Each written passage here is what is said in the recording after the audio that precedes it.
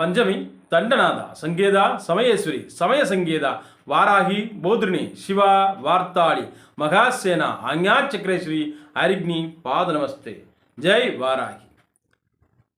அதாவது ஒரு மனிதனுக்கு கடன் பிரச்சனை பொதுவாகவே இந்த காலகட்டத்தில் பார்த்தோம்னா எல்லாருக்குமே கடன் இருக்கு. ஏதாவது ஒரு ரூபத்தில் கடன் இருக்கும். வீட்டு செலவு அல்லது ஏதாவது ஒரு வேலைக்காக கடன் வாங்கிறது, நம்மளுடைய தொழிலுக்காக கடன் வாங்கிறது, ஒரு வாகனத்துக்காக கடன் வாங்கிறது, வீடு கட்டுறதுக்காக கடன் வாங்கிறது, நிலம் வாங்கிறதுக்காக கடன் வாங்கிறது, இப்படி பலதரப்பட்ட பிரச்சனைக்கு நம்ம கடன் வாங்குறது. இதுலையும் பார்த்தோம்னா யாருக்காவது ஜாமீன் போட்டு கடன் வாங்கி கொடுக்குறது. நம்மக்கிட்டேயே பணம் இருக்காது. இதில் யாராவது ஒருத்தர் நம்மகிட்ட வந்து கேட்டிருப்பாங்க, ஐயா எனக்கு ரொம்ப கஷ்டமாக இருக்குது, யாராவது தெரிஞ்சவங்கள்ட்ட கொஞ்சம் பணம் வாங்கி கொடுத்தீங்கன்னா கொஞ்சம் உதவியாக இருக்குமே அப்படின்னு சொல்லி கேட்டிருப்பாங்க. நம்மளும் அவனை நம்பி நல்லபடியாக ஒருத்தர்கிட்ட போய் ஒரு 1,00,000 ரூபாயோ 5,00,000 ரூபாயோ ஜாமீன் போட்டு கையெழுத்து போட்டு அவர் தரலைன்னா நான் பொறுப்பியா அப்படின்னு நான் பேசி அவர்கிட்ட வாங்கி கொடுத்துருவோம். அது வாங்கினவர் தான் அதோட முடிஞ்சு போச்சு. அவர் ஆள் காணா பேரையும் காணா அப்படின்ற மாதிரி ஆகி போயிடும். அவர் பார்த்தா கூட பேச மாட்டார், ஒதுங்கி போவார். அவர் வட்டியை வந்து யார்கிட்ட கேட்பார்? உங்கள்கிட்ட கேட்பார். கேட்டால் நீங்கள் போய் அவர்கிட்ட கேட்க, ஓ மனத்தையா கொடுத்த, வாங்கித்தானே கொடுத்த, கொடுப்போம் அப்படின்பாங்க. இந்த மாதிரிலாம் கடன்பட்டவர்களுடைய பிரச்சனை வந்து நிறையா இருக்கு. இந்த கடன் பிரச்சனை எப்படி போக்கலாம்?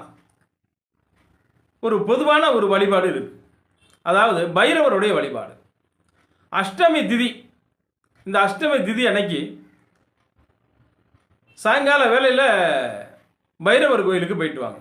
எந்த பைரவராக இருந்தாலும் பரவாயில்ல, சொர்ண பைரவராக இருந்தாலும் சரி, இல்லை வெறும் பைரவராக இருந்தாலும் சரி, மொத்தத்தில் பைரவர் கோயில். பைரவர் கோவிலுக்கு போய் சிவன் கோயிலில் பைரவர் இருப்பார். இப்போ தனியாக ஒரு பைரவர் கோயில் இல்லை, சிவன் கோயிலில் தான் இருக்குது, இல்லை அம்பாள் கோயிலில் இருக்காங்க அப்படின்னா பிரச்சனை இல்லை. எங்கே நான் இருந்தாலும் சரி, அந்த பைரவர் ஆலயத்து முன்னால், சன்னதி முன்னால் போய் உட்காந்து ஒரு வாழை இலை வச்சுக்கிருங்க. வாழை இலை போட்டு அதுக்கு மேலே கொஞ்சம் பச்சரிசி, அடுத்து 5 வாழைப்பழம், 5 வெத்தலை, 2 பாக்கு, ஒரு தேங்காய் உடைச்சிருங்க. உடைச்சி அந்த தேங்காய் மூடியை அந்த இலை மேலே வச்சுருங்க. 33 முந்திரி பருப்பு, அந்த முந்திரி பருப்பை 33 முந்திரி பருப்பையும் அந்த இலையில் வச்சுருங்க. வச்சுட்டு ஏதாவது ஒரு கொஞ்சம் சின்ன கல்கண்டு கொண்டு போயிருங்க. கல்கண்டு அல்லது கிஸ்மிஸ் பழம், திராட்சை, உலர்ந்த திராட்சை இருக்குல்ல, அது ஏதாவது ஒன்று கொண்டு போய் அதையும் வச்சுருங்க. கொஞ்சமாக வச்சுட்டு அந்த அரிசி மேலே 2 அகல் விளக்கு, மண் அகல் விளக்கு தான் ஏற்றணும். ஒன்று நெய் தீபமாக இருக்கலாம், அல்லது நல்லெண்ணெய் தீபமாக இருக்கலாம். சாதாரண திரியை போடுங்க, ஒன்று பஞ்சு திரி போடுங்க, அல்லது நூல் திரி போடுங்க. போட்டு பைரவர் சன்னதியில் ஏற்றிட்டு, விளக்கேற்றிட்டு பைரவர்கிட்ட உங்களுடைய கடனை சொல்லுங்கள், மனதார சொல்லுங்கள். எனக்கு கடன் பிரச்சனை, கழுத்தை நெருக்கி வழக்கு இருக்குது, என்னுடைய இந்த கடன் பிரச்சனை சரியாகணும், நல்ல மன நிம்மதியை கொடு இறைவா, கடன் சீக்கிரம் சரியாயிடணும், அதற்குண்டான அந்த கடனை அடைக்கிறதுக்கு உண்டான பிராப்தத்தை முதல்ல கொடு இறைவா அப்படின்னு சொல்லி வேண்டுங்க. வேண்டுனீங்கன்னா உங்களுடைய கடன் நிச்சயமாக தீரும். இது எத்தனை முறை செய்யணும்? அஷ்டமி 11 அஷ்டமி போகணும். மாதத்தில் வரக்கூடிய, அதாவது வளர்பிற அஷ்டமி, வளர்பிற அஷ்டமியில் 11 அஷ்டமி போயிட்டு வாங்க. இந்த கடன் தீர்ந்து என்னுடைய வாழ்க்கை வளர்ச்சி ஆகணும் அப்படின்னு சொல்லி வேண்டிக்கிறீங்க. 11 மாதம் போக வேண்டியிருக்கும். அதுக்காக இந்த பைரவர் வழிபாடு செஞ்சு ஒரு வாரத்தில் கடன் அடைஞ்சிடும், 15 நாளில் கடைஞ்சினா நான் சொல்ல மாட்டேன். போயிட்டு வாங்க. அப்படி போயிட்டு வரும் பொழுது உங்களுக்கு அந்த கடன் அடைகிறதுக்கு உண்டான வழி பிறக்கும், பாதை பிறக்கும். அதாவது இப்போ இன்னைக்கு ஒரு குறைஞ்ச சம்பளத்தில் இருந்தாங்கன்னா கொஞ்சம் உயர்ந்த சம்பளம் கிடைக்கும், கூடுதலாக ஒரு வருமானம் வரும். அந்த வருமானத்தை வச்சு கடன் அடைக்கிறதுக்கு உண்டான பிராப்தம் கிடைக்கும். கண்டிப்பான முறையில் இந்த கடன் எல்லாமே அடையக்கூடிய ஒரு வாய்ப்புகள் வந்து நிறைய வரும். ஒரு மாதம் போகலை, என்ன பண்ணலாம்? அடுத்த மாதம் போங்க, அடுத்த மாதத்துலேருந்து தொடர்ச்சியாக போங்க.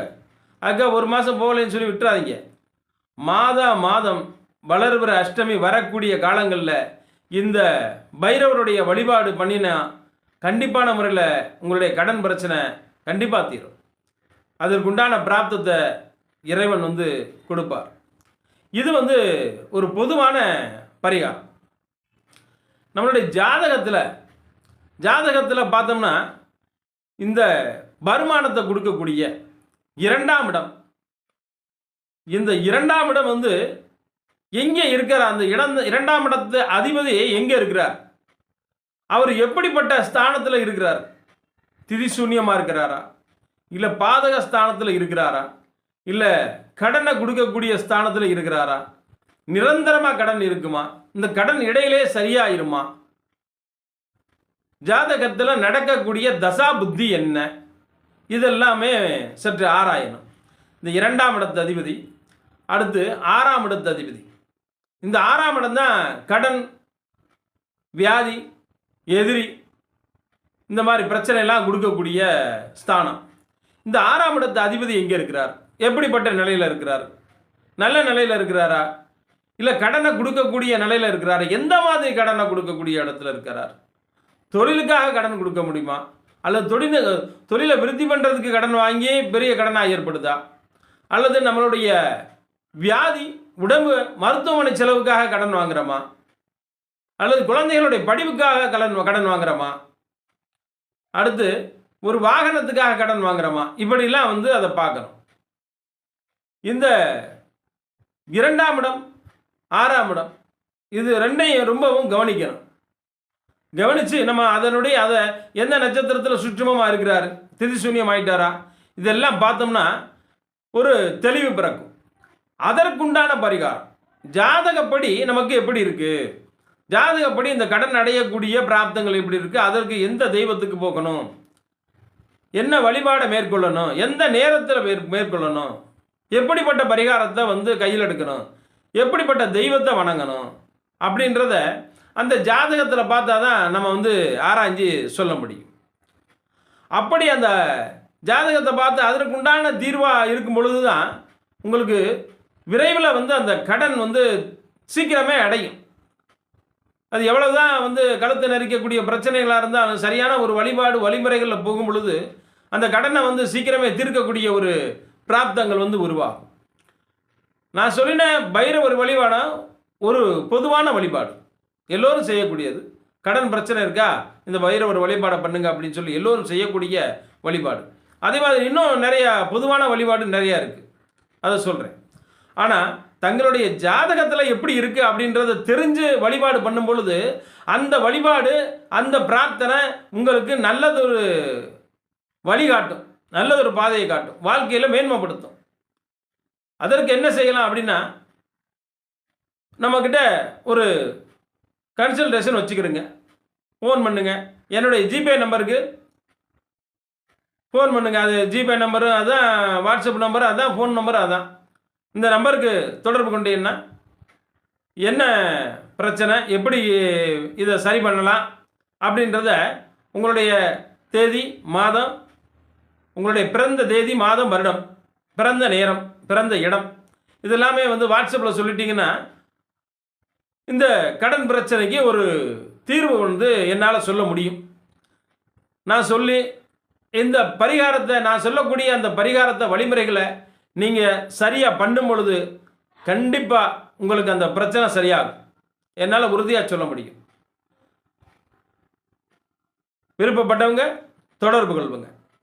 நன்றி.